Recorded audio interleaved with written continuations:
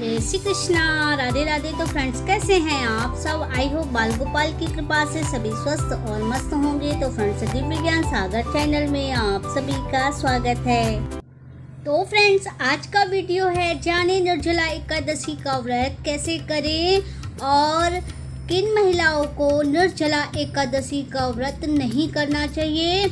और मुझसे कविता कपूर ने यह प्रश्न भी किया था कि निर्जला एकादशी का व्रत सुहागन महिलाएं कर सकती हैं या नहीं कर सकती। तो आज मैं इस चीज़ का भी उत्तर दूंगी। तो फ्रेंड्स, आज का वीडियो होने वाला है कि निर्जला एकादशी का व्रत कैसे करना है और निर्जला एकादशी का व्रत किन महिलाओं को नहीं करना चाहिए। तो आशा करती हूँ कि आप सभी को यह वीडियो और जानकारी अवश्य ही पसंद आएगी। अगर पसंद आए तो प्लीज़ चैनल को सब्सक्राइब करना मत भूलिएगा। तो फ्रेंड्स, 18 जून दिन मंगलवार को है निर्जला एकादशी। तो अगर आपने निर्जला एकादशी व्रत करने का विचार किया है तो ये बेहद ही सौभाग्य की बात है। इस व्रत को अगर आप निर्जल होकर के व्रत करते हैं तो आपके जन्मों के पाप भी नष्ट हो सकते हैं। मतलब निर्जला का मतलब है कि आपको जल तक का सेवन नहीं करना है। निर्जला का संकल्प अगर आप लेते हैं तो आपको पानी भी सेवन नहीं करना है। पूरे 24 घंटे आपको सूर्योदय से लेकर दूसरे दिन द्वादशी को सूर्योदय तक आपको जल के सेवन की बिल्कुल भी मनाही होती है।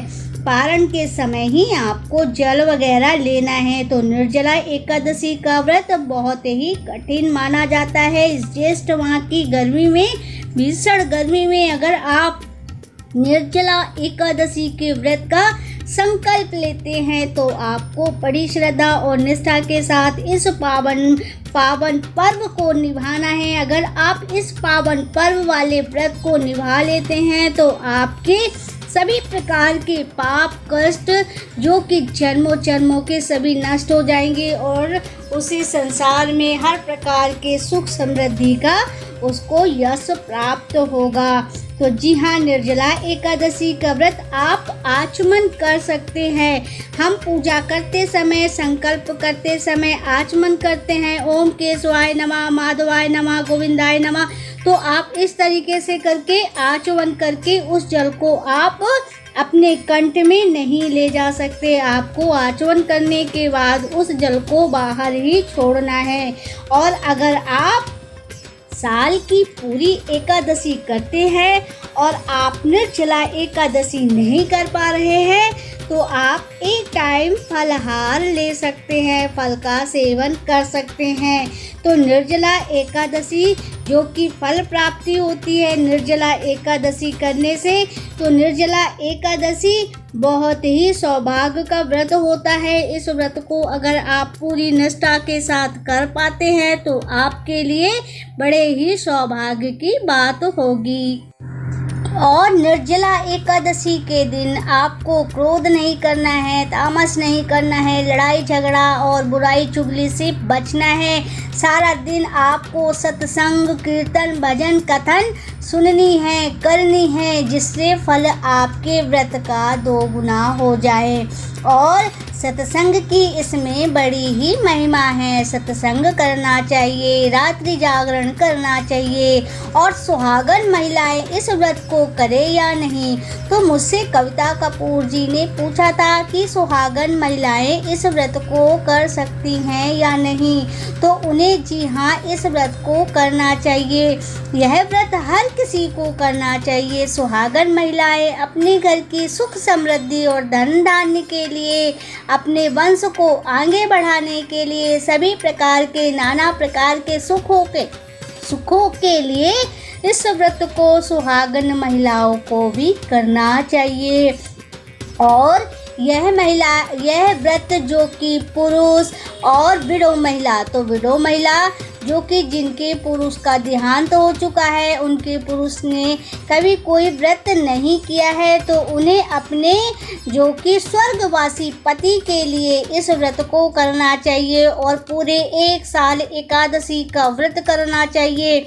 उसके बाद संकल्प करके अपने पति के नाम वह व्रत समर्पण कर देना चाहिए। अपने पति के नाम उस व्रत को दान कर देना चाहिए, जिससे कि आपके पति को मोक्ष की प्राप्ति हो। तो जी हाँ, ये व्रत मृत व्यक्तियों के लिए भी किया जा सकता है।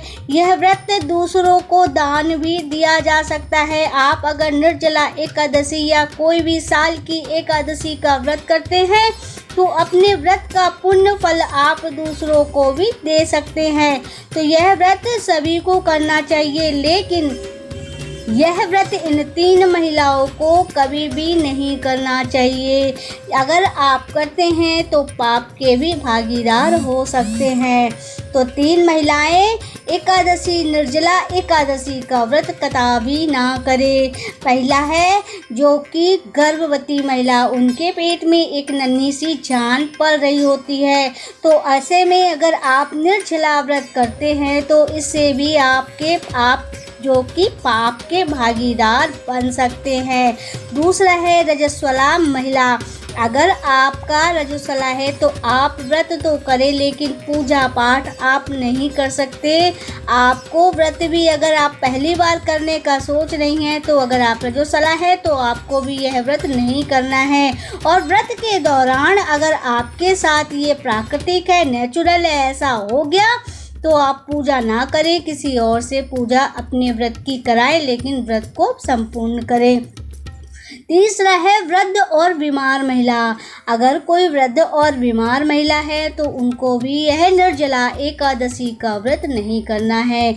अगर ये 3 महिलाएं इस व्रत को करती हैं तो पुण्य की जगह पाप की भागीदार भी बन सकती हैं। तो फ्रेंड्स, ये थी आज निर्जला एकादशी कैसे करें और निर्जला एकादशी व्रत सुहागन महिलाओं को करनी चाहिए या नहीं करनी चाहिए, और निर्जला एकादशी का जो कि पालन किस तरीके से करना चाहिए। तो आज की वीडियो में मैंने आप सभी को यह जानकारी दी। आशा करती हूँ कि आप सभी को यह वीडियो अवश्य ही पसंद आई होगी।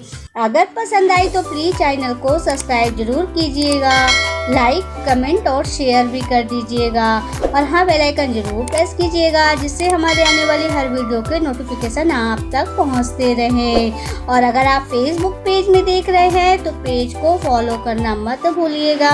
हम फिर से मिलेंगे एक नए वीडियो और एक नई जानकारी के साथ। तब तक के लिए जय श्री कृष्णा, राधे राधे।